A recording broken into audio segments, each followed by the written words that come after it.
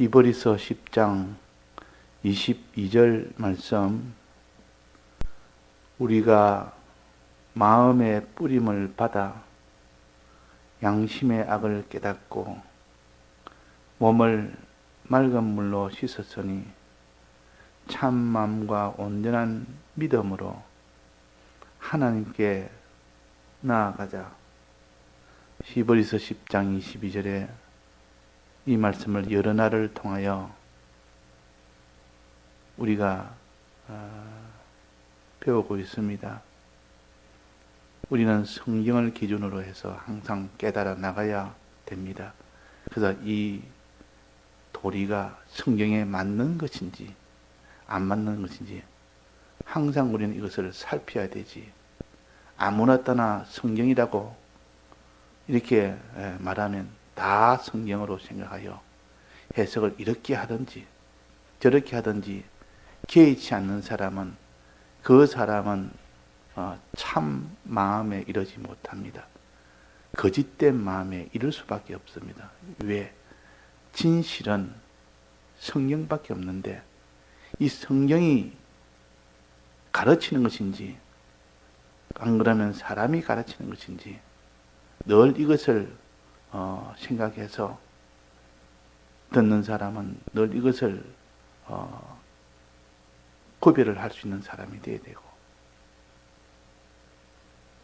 구별해야 그 사람이 참 마음에 이릅니다. 참 마음. 참 마음이라는 것은 여기에 거짓이 없는 마음, 진실된 마음을 가르칩니다. 참이라 할 때는 항상 진실, 반대가 거짓. 그래서 참 마음은 거짓이 없는 마음이라 이렇게 가지고 더 확실하게 알 수가 있습니다. 이 거짓이 뭐냐? 신구약 성경 말씀이 아닌 인간의 말, 이것이 거짓입니다. 세상 지식이 거짓입니다. 세상 지식은 인간의 말이 모여서 그것이 세상을 만들었기 때문에 세상 말은, 세상 지식은 다 거짓인데, 이 참 지식을 가지지 못하는 그 마음을 거짓된 마음이고, 성경 지식대로 판단하고 계산하는 것을 참 마음이라 그랬습니다. 그 앞에는 물로 씻었으니, 맑은 물로 씻었으니 주님의 사죄의 공로에 우리의 정욕된 마음, 세상을 욕심을 품는, 이 세상을 욕심을 품어 세상에 더럽혀진 그 마음을 깨끗이 씻었다. 그래서 그것을 가르쳐서 성결이라 보통 그럽니다. 정결이라 보통 그럽니다. 우리가 이 땅에 있는 욕심으로 가득 차서 육신의 정욕과 안목의 정욕과 이생의 자랑 정욕을 이렇게 그것이 가득 차서 사는 것은 정욕된 마음이요. 이 정욕된 이 마음과 몸을 깨끗이 씻는 것이 먼저 있고, 이걸 정결한 마음이라, 정결한 마음 주옵소서 할 때 그때 말합니다. 이 세상 정욕에 대한 욕심을 품은, 욕심으로 죄를 짓는 이런 마음을 깨끗이 씻은 요 성결한 마음을 가져야 되고, 그 다음에 참 마음, 참 마음은 거짓이 없는 마음. 그 사람이 거짓이 있는 마음을 가지면 그 사람 판단이나 행동은 볼 것 없이 거짓으로 나갈 수밖에 없습니다. 그 사람의 지식이 어떤 지식을 가졌느냐? 신구약 성경 말씀에 이 지식을 가지고 있느냐? 그렇지 않으면 이 세상 지식, 인간 지식, 이것을 가지고 있느냐? 이것을 가져서 참 마음과 그랬습니다. 하나님 지식, 성경 지식을 가진 마음, 그 다음에 온전한 믿음으로, 온전한 믿음 마음이라. 믿음도 마음입니다. 믿음도 마음이라. 자, 믿음은 어떤 마음입니까? 하나님이 어떤 분인 줄 믿는 것이, 그것이 첫째 믿음이요. 둘째는 하나님의 약속이 어떤 것인지 믿는 그 마음을, 그것이 믿음입니다. 이때 이것을 믿을 때 온전히 믿느냐 믿지 않느냐는 것은 참된 믿음을 믿되 온전하게 믿지 않는다는 것은 의심을 하면서 믿는 겁니다. 의심하면서. 전부는 다 안 믿는 것도 아니고 다 믿는 것도 아니고 일부는 믿고 일부는 믿지 않는 것을 가르칩니다. 그래서 베드로가 물 위로 걸어갈 때 예수님 보고 믿음을 가지니까 뚜벅뚜벅 물 위로 걸어가는 초자연의 능력으로 걸어갔는데 물에 빠진 겁니다. 예수님을 보는 거 믿음이 다 깨져버리니까. 그래서 예수님께서 그를 잡아 올리면서 하는 말이 베드로야 왜 의심하였느냐. 내 믿음이 의심이 들어가 버리니까 막 그 믿는 믿음이 깨져버린 겁니다.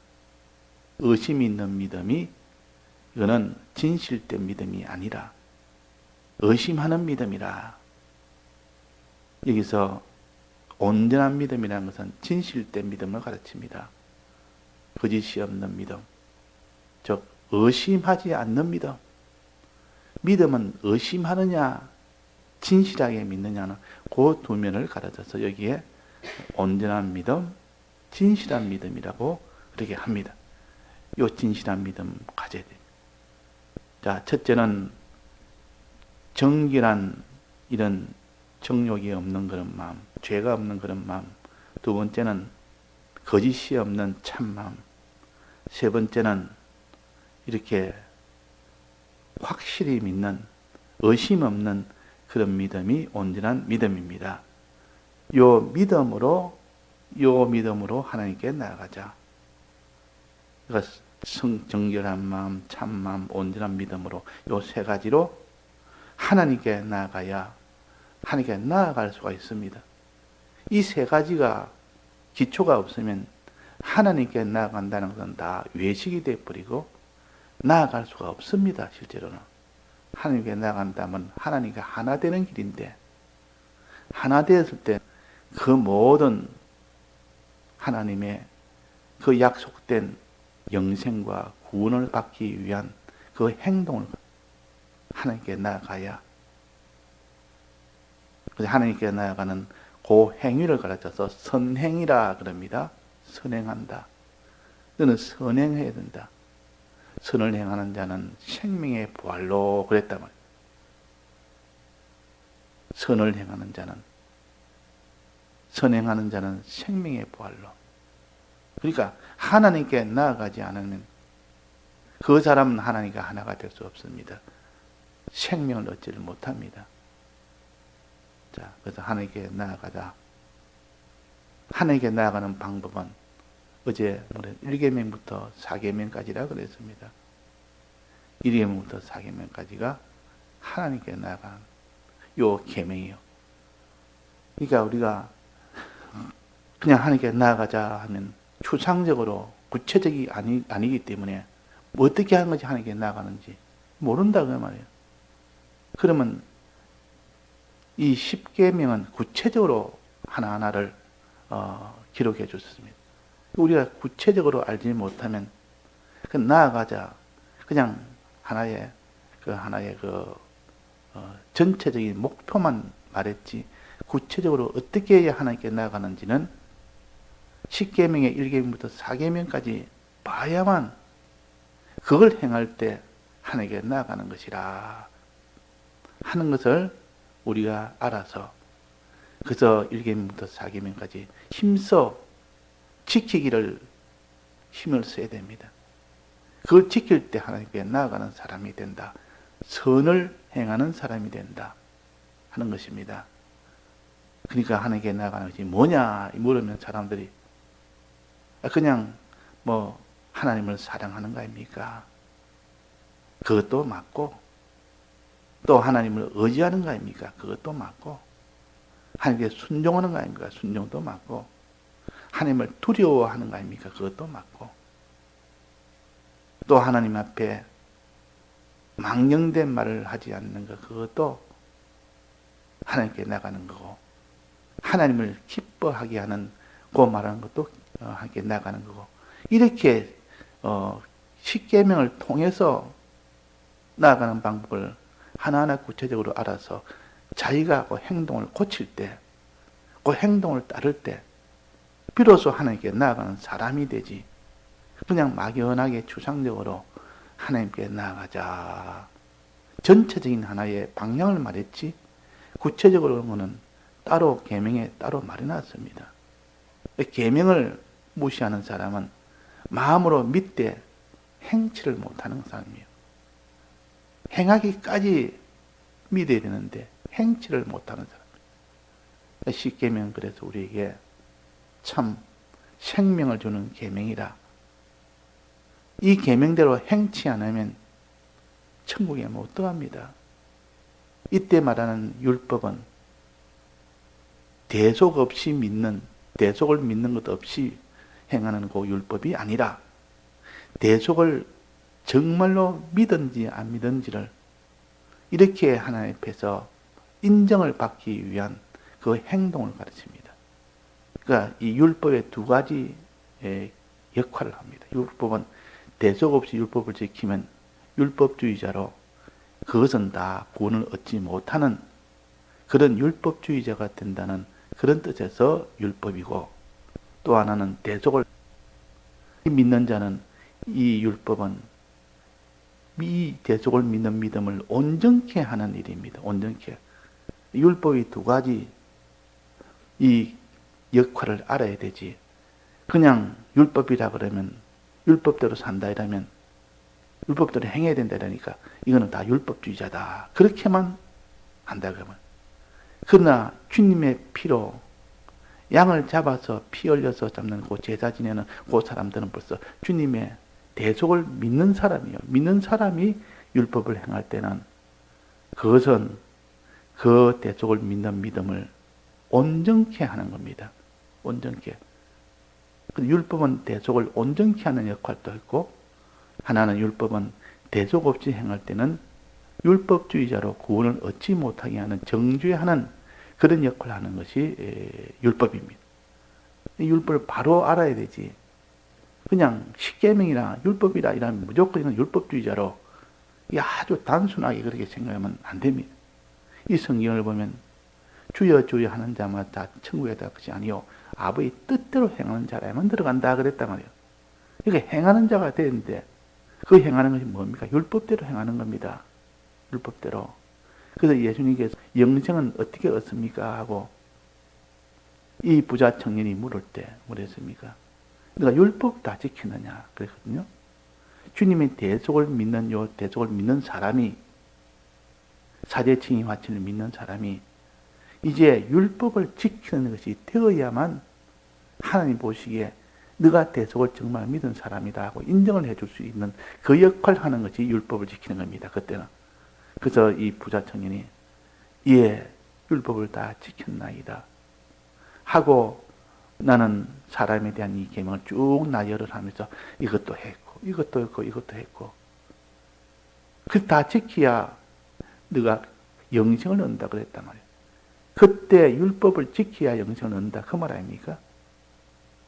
그러면 대속을 믿지 않는 자가 율법을 지키는 것과 대속을 믿는 자가 율법을 지키는 것은 다르다는 것을 알 수가 있습니다.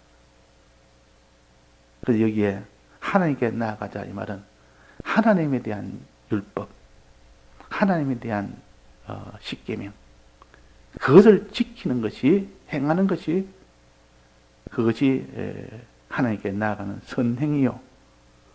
그러니까 온전한 믿음으로 의심 없는 그 믿음과 그 행하는 그 선행, 이것이 있을 때 그 사람이 영생을 얻을 수 있고 구원을 얻을 수가 있는 겁니다. 그래서 부자 청년은 이 율법을 다 지켰다 그랬습니다. 자, 그러면 하나님에 대한 계명은 선한 일을 내가 어떻게 선한 일을 해야 되겠습니까? 하고 물었던 것은 선한 것은 오직 하나님 외에는 선한 이가 없느니라. 너는 지금 선한 하나님에게 지금 묻는 거니까 이 선한 일을 지금 하고 있고 너가 지켜야 될 계명은 사람에 대한 계명이다. 그거 다 지켰느냐? 예, 다 지켰습니다. 지금까지 내가 그 계명을 다 지켰습니다. 그래, 그렇다면 너에게 한 가지 내게 빠진 것이 하나 있다. 그것은 율법을 지킬 때 자기 소유를 다 들여서 지켜야 된다. 이제 지킬 때에 자기 소유를 들여서 율법을 지키느냐, 자기 소유를 들이지 않고 율법을 지키느냐. 자기 소유를 들여야 되는 그런 상황에서는 율법을 지키지 않는 사람이 있고, 자기 소유를 다 들여야 될 형편에서도 율법을 지키는 사람이 있다 그 말이에요. 그래서 너 소유를 가난한 사람에 나눠 주고 소유를 다해서 율법을 지키라는 충성을 말씀하셨는데, 근데 이 부자 청년은 자기의 소유를 이 구원보다 더 크게 여겼고, 이거는 안 됩니다. 이거는 도무지 나는 할 수가 없습니다. 나는 비록 하나님을 믿고 예수님을 믿지만은 이 소유는 버릴 수는 없습니다. 그러니까 결국은 하나님보다, 예수님보다, 이 대속의 구원보다 소유가 더 중요합니다. 그런 뜻입니다. 그래서 돌아갔다. 자, 우리가 바로 주여 주여 하면서 믿는 생활도 오래 하고 기도도 하고 말씀도 듣고 하지만은 마지막 자기가 하나님 믿느냐, 자기 소유를 믿느냐 할 때 자기 소유를 믿는 사람이 대부분이요. 자기 육신을 믿고 자기 소유를 믿고 몸과 소유를 믿고 자기 생명을 믿고 이것을 더 크게 여기고 더 중히 여기는 그런 사람이 되면 구원을 받을 수 없기 때문에, 그래서 하나님께서 외통수의 현실을 주십니다. 내 소유를 다 내놔야 되는 그런 현실을 주실 때 내 소유보다 하나님을 난 더 사랑하겠습니다. 이 소유가 없어도 하나님 사랑하는 것을 난 버릴 수 없습니다. 그 사람을 이제 인정하도록 하기 위해서 그 현실을 주십니다. 그 현실을 주실 때 난 도무지 이 소유는 내가 버릴 수는 없고, 그러면 계명은 지킬 수가 없다. 계명을 못 지키더라도 나는 이 소유만은 버릴 수 없다. 이러면 하나님께서 너는 믿는 사람이 아니라고 인정을 하십니다. 믿는 사람이 아니라고.